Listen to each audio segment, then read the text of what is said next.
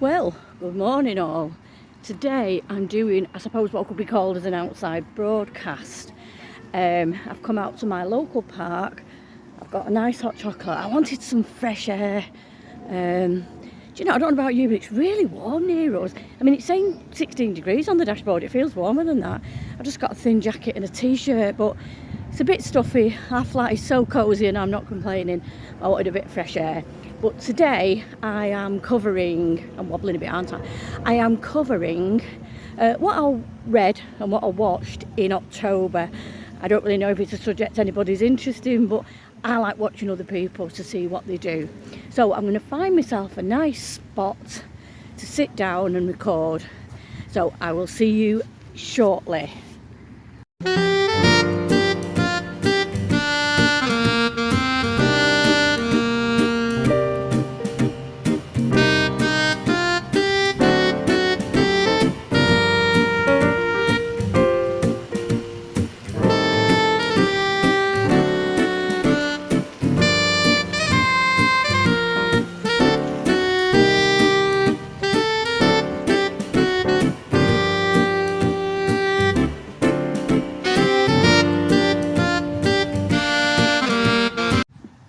Well, good morning again, or it could even be just about coming up to afternoon. Yeah, so it is just coming up to afternoon. So I'm having what we call an outside broadcast. I wanted a bit of fresh air. I've got a hot chocolate. Cheers. So, yes, I'm going to talk about what I've read and what I've watched on TV in October. I absolutely love reading. I'm a real bookworm and I love TV and films and YouTube. So, well, let's get on with it. Hope you're all well. I'm Elaine. I'm the petite plump pensioner. You can see a dog running about in the back. Do you know, for a very small park in Haywood, Manchester, it's very busy. Sorry, I digress again. So, yeah, I'm Elaine, petite plump pensioner. I'm from Manchester. If you're following me back, very nice to have you here again, because your support has been tremendous. And if you're new here, welcome to the ramblings of a 65-year-old menopausal woman. So here we go. So books, because it's been October, I like to read a bit of an October theme book. So I found this really nice easy reading book, Secrets at Maple Tree Farm by Rebecca Raisin. This is the first time I've seen this author, but from having investigated, it looks like she does write a lot of these type of things. It's a really nice, cosy sort of romance. The girl trundles into town. Her mum's poorly. Her and her mum are very, very close. Her mum's encouraged her to go out into the world and not spend a waste of time looking after her, who life, it seems, might be coming to an end. So she encourages her to go away and maybe then go and study art in Paris. So she gets on a bus. She doesn't really know where she's going, and she ends up in this little quaint town in sort of middle America, I think. And of course, she gets a cosy welcome. She gets a job straight away. She gets somewhere to live, and she gets a job at this maple syrup farm where they actually farm maple syrup. Oh, it's getting a bit windy. Maple syrup, and of course he's got to be grouchy bachelor who doesn't get on with anybody. So she starts working for him, and it sort of goes on from there. And you know, it's really, really nice. It's really pleasant. It's one of them that gives you a warm hug. But actually, you learn a little bit about how maple syrup's found. So that's a really nice book, and I would recommend it. If you're into that type of thing, then that's really nice. Moving on is my next one is I've joined a book club. Well, there's a new book club being formed where I live, and it's had 3 meetings now, and it tends to be all women. There's like 40 of us in this bar. So the book, there are usually 3 choices of books. I've never been to a book club before, so I don't know how these work with other people, but basically we do a lot of quizzes, book theme things, a bit of fun, talk about the last book, and then we're given a sheet with 3 different book synopsises, and then a voting card comes round and we vote for which book we want. So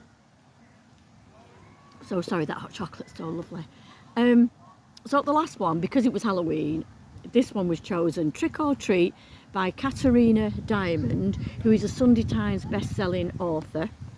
And it's in the blink of an eye, your child is gone. Well, my friend who I went with, she went, I don't think I want to read that. I don't want to read about child abductions. But it says, trick or treat, when 6-year-old Marcus is taken from outside his house on Halloween, it shakes his quiet neighbourhood to the core. Everyone was ready for a night of trick or treating. Now the unthinkable happened. Truth or lies? Detective Imogen Gray, a writer, questioned Marcus's parents. They tell her there's been a mistake, their son is just fine. But is that the truth? And where is Marcus? So basically, I love a good whodunit. The fact that it's trick or treat and Halloween is only just the fact that he was stolen on Halloween. There are no other references to Halloween in it. It's a police procedural book, and I gather this is the end of a series of 7. We've come in right at the ending with this detective Imogen Gray and her partner, who her partner's, unbeknownst to her, suffered a big trauma, and she knows his behaviour's changed over the last 12 months, and this is a side issue to the story, but she doesn't know what it is. That unfolds in the story, and he becomes very brave and then does actually confess what's happened to him. But the book itself is like finding this kidnap between the parents.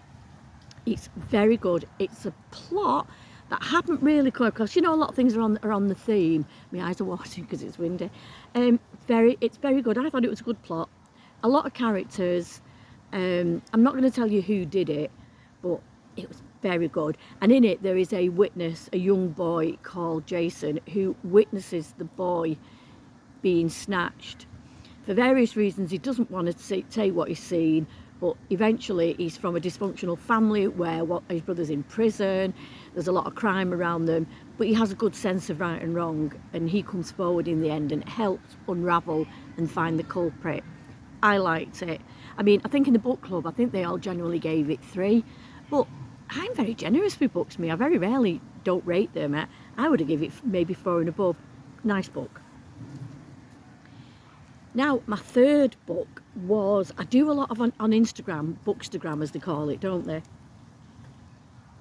I'm being pelted with leaves. And it's a very, I've got quite a very active book page called Laney's Reads. If anybody wants to follow that, I might link it below.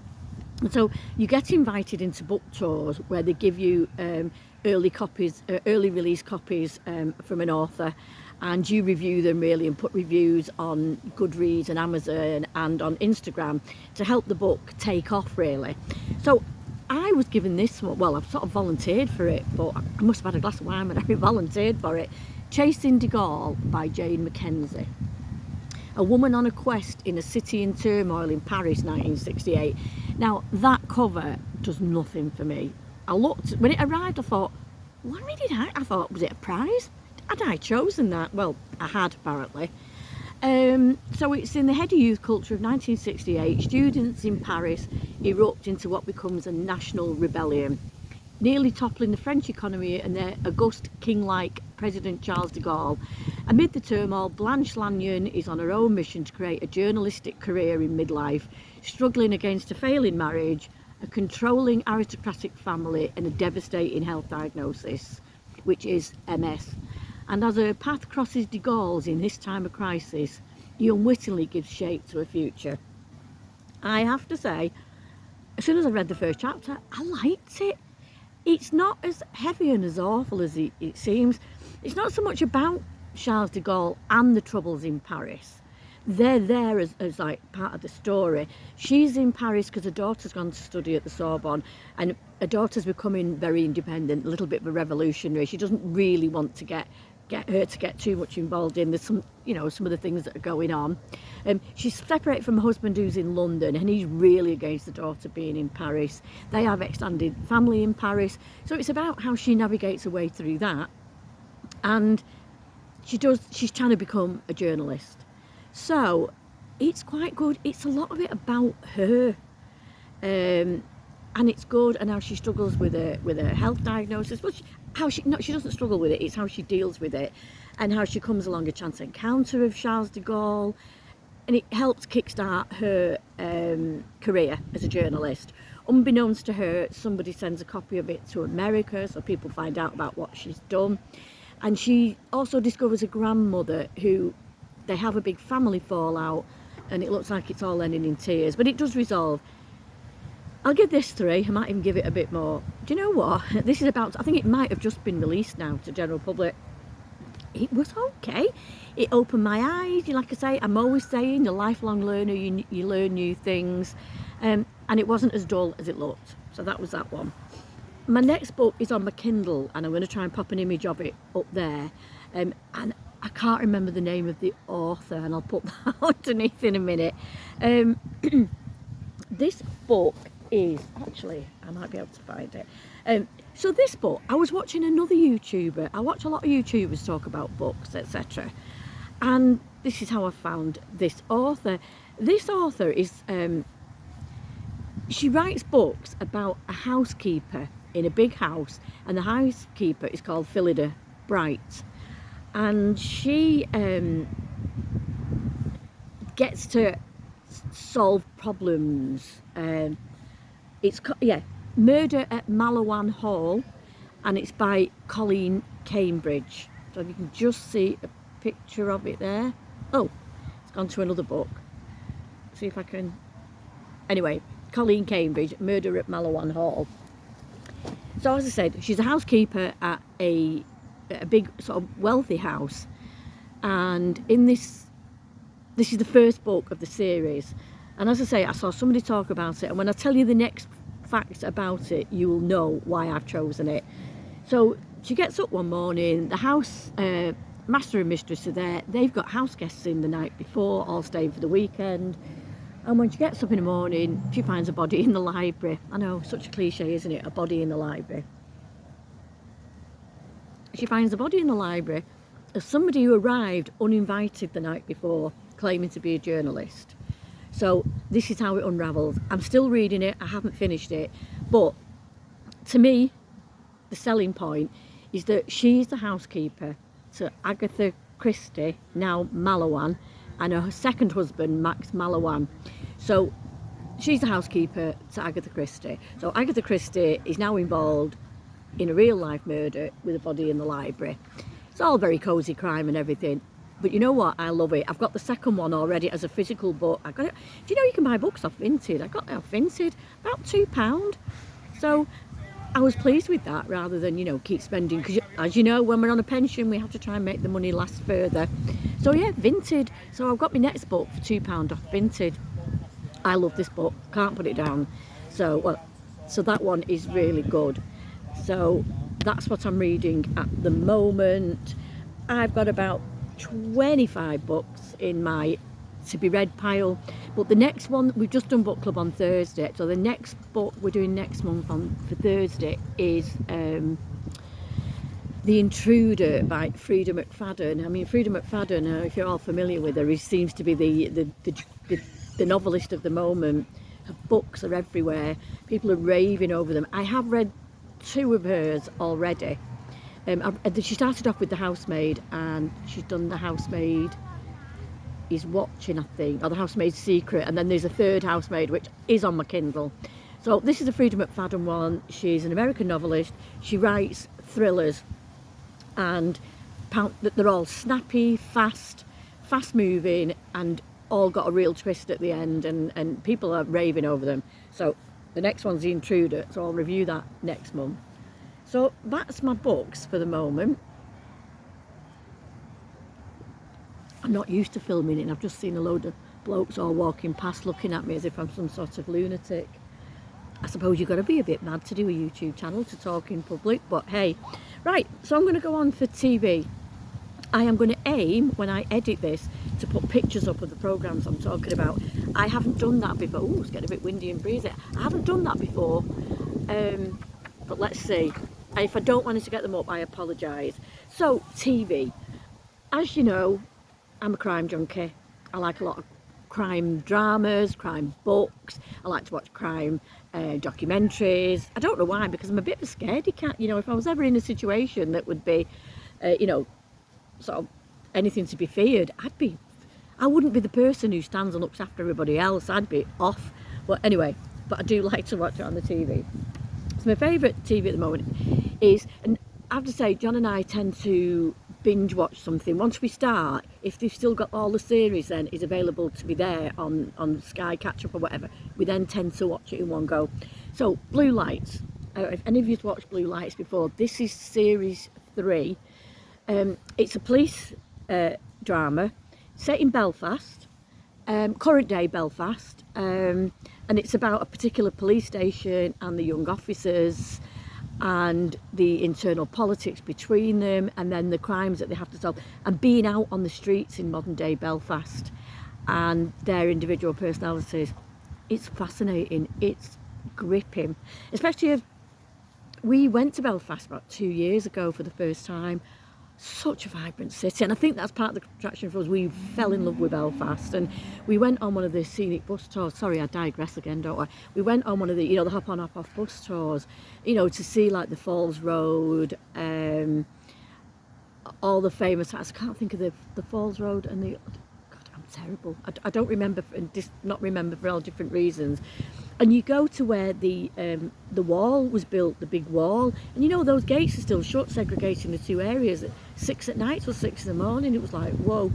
And this Blue Light shows you, it's 6 episodes, what life is like. Ooh, very brave people to do that job, but it's very interesting, it's very likeable, fast paced, and the characters in it are very, very nice, very, very good and endearing.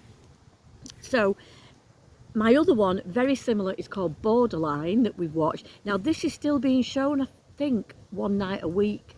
So it's still currently being shown, but we sort of binge watched it. Borderline again is very similar, police drama, and it's called Borderline because it's set on the borders between Northern and Southern Ireland. And so sometimes there's like a cross-border activity. There was a murder in the first one. And so they get, a police officer gets sent from the north.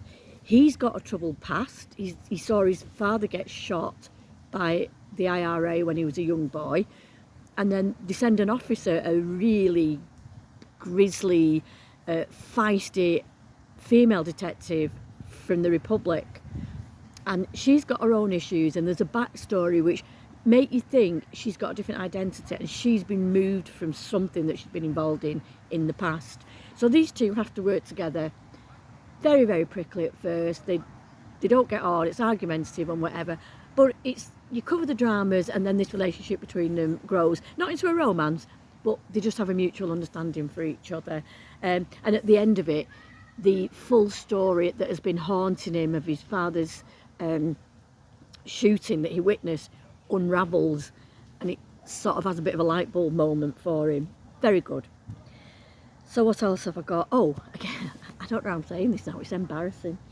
Murder at Evensong. There's a theme here, isn't there? Everything's murders. Sorry again. Murder at Evensong. I don't know if you've been watching that. This is a Cozy Cries drama on Channel 5. And it's a book written by Reverend Richard Coles of the Communards fame, who's then is now a TV vicar, and who was also in the Jungle last year. Richard Coles. Now I'd read this book about 18 months, 2 months ago, and it was okay. I ploughed through it. It didn't really grip me. There was a lot of ecclesiastical dialogue in it and explanations about things and sentences that I'm not really a religious person, and some of it was lost on me, and I found it a bit hard to comprehend. But I thought, well, I'll watch it because it's got a good cast. Amanda Redmond's in it, and the lad whose name I can't remember, Luke, he was in Harry Potter. He's the main policeman in it. There's a lot of people that you recognise in it. I have to say, I haven't quite finished it yet. I mean, I do know what happens because I've read the book, but I haven't finished the drama. I think I've got about 2 episodes to go. I like it. I think they've done the book justice. Not every time do they do a book justice, do they? Have you ever done that sometimes and you think, oh, you've made a hash of that? I think this has made the book, I think they've done it justice. Let me just say that. I think it's easier to watch than it was to read, is my humble opinion. So Murder at Evensong, it's very nice, cosy crime, good, nice scenery. And so basically a body's found in the church. And it's who's done it. There is a big, there's a house, a manor house nearby, so they all get involved. There's people in the small village. They've all got sort of stories and secrets, and that sort of unravels to find out who done it. And it's good. A lot of little side stories in it. I like it. And of course, football. I always watch football. John and I, the Premier League, Sky Sports, everything, women's football, any sport, football, always got football on, but we won't dwell on that one. And then, oh no, these are my guilty pleasures this month, and I never thought I'd be saying this. Married at First Sight UK. Now, I don't like these, like Love Island or anything like that. You know, all the girls flashing around, falling in love, sleeping with people, left, right, centre. Not my thing at all. But my niece loves Married at First Sight, and she's in her 40s. And she got me watching it 3 series ago. I don't know why I got involved. I watched it. I got gripped. And she told me to watch the Australian one. I watched the Australian one last year. And I watched that. I can't help it. I get involved. So basically the premise is, they are matchmaking. There are 3 so-called experts who really shot themselves in the foot in this series, let me say. 3 so-called experts, and people apply to be on the show. A lot of them are wannabes. They want to be influencers, etc. like that. But some of them genuinely want love. Anyway, they go on, they get matched up, and the first time they meet each other is at the altar. And so they leave as husband and wife. And it sort of goes on and edits them. It sets tasks for them. They have a dinner party once a week. They have what they call a commitment ceremony every week, where you decide whether you stay or leave. If one wants to leave but the other wants to stay, they have to stay. Anyway, it goes on like that for weeks. There's lots of arguments and things, but I think maybe because I've been a nurse for so many years, I love people watching. And some of this, I don't know, I just get gripped with it. It's got a couple of, it's almost at the end now. And at the end you decide, does anyone want to stay together or not? I think in the history of the programme, it's probably been going for many years. There have been a couple of marriages and a couple of relationships that stayed together. I think one couple even had a baby at one point. Anyway, so I've been addicted to that, my guilty pleasure. Well, the experts have got one couple totally wrong, and I think there's been a lot of complaints to Ofcom about it. But, so that's it, my guilty pleasure. Sorry, not sorry. And then the next one I've been involved with this time is Celebrity Traitors. Now I know everybody's going on about it. It only finished a couple of nights ago. Again, Traitors. My niece got me into it. She knows I like the sort of similar things to her. And I watched, I know there's been a few series of that. I tell you, these leaves are still coming. A few series of that. Now I watched the first one, non-celebrity, last time. And yeah, I got into it. One of them I missed. I didn't watch it every night, and I had to, like, I remember one weekend, I think I watched about 10 episodes over the weekend, one after the other. I used to lock myself away in the bedroom and watch it. So I watched that, and this is the first ever Celebrity Traitors. So I watched that. So basically, there are a group of people, I think they start off with 16, and they sat round a round table, and Claudia Winkleman leads it, and she taps 3 of them on the back without she walks round and round and stops intermittently, so nobody can really guess the direction of who she's tapping. Because then on one of the circuits, again, she'll tap 3 people who are then going to be traitors. So the aim of the game is that they've got tasks to do, they earn money. In the non-celebrity, at the end, the money is shared with is given to the winner. In the celebrity, it's given to the charity of the winner's choice. And the idea is, as they all go along, you've got to decide who's a traitor, who's the traitors. Sounds complicated, but it's good anyway. And at the end, if there are any traitors left, they get the money. If they get all the traitors out, then you know the one who wins. If they're faithful, gets all the money. Anyway, it's a bit convoluted, but it was all celebrities. And every time I liked a celebrity, the first time I thought Paloma Faith, and I like her, and I thought, no, you're a bit zany, I like her. Well, they soon got rid of her. And I don't normally a fan of Tom Daley, but I warmed to in this, and then they soon got rid of him.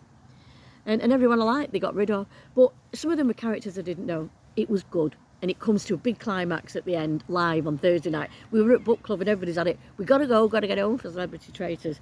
So that's it. I've rambled on. So tell me, do you like any of these? Have you watched any of them? Is there anything you'd rather stick pins in your eye than watch that I've talked about? So let me know what you think.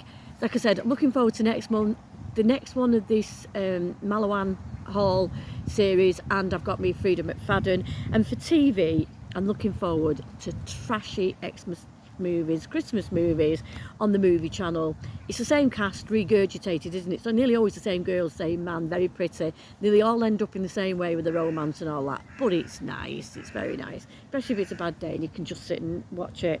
I want to watch the Forsytes. I remember the first Forsyte saga when I was a girl. My mum used to watch Susan Hampshire, so I want to watch that because I like a period drama. So that one I'm going to look. And I'm ashamed to say, I'm a celebrity in the jungle. Get me out of here. Don't get me wrong, and don't let me started on it. I might talk about it next month, but John pointed something out to me about how it is all contrived and it's a fix. I'm sorry if you all argue about me, but I can't be the other way. They don't eat these animal things. It's all very clever confectionery, etc. A lot of the things are done by I can give you a whole load of things of why it's wrong, but I like the interaction between the celebrities in the camp. People watching, my favourite hobby. So that's what I'm watching. Let me know what you're looking forward to watching next month. Is there anything I should be watching or reading similar to the things I like? So let me know. Anyway, thank you for sticking with me, and I'll see you again. Hopefully this will be up on the Sunday. I'm trying to post Sundays and Wednesdays, so hopefully I can try and stick to that. As depends on my editing issues. Still having issues on and off, but hey, I'm learning. It's a learning curve, as I said. Lifelong learner, always new things to learn. So that's it now. Thank you for watching. Please like. I'd love you to subscribe if you haven't already, because my channel's growing, and I can't tell you how much that makes. It's so great to have this new hobby in retirement, and I'm thrilled with it. As you can tell, I like talking. And tick the bell for notifications, as they all say. Anyway, I'm off now. I've drank my chocolate. I'm going to go now because I've had so many looks, but hey, who cares? I'll see you all on the next one. Bye now.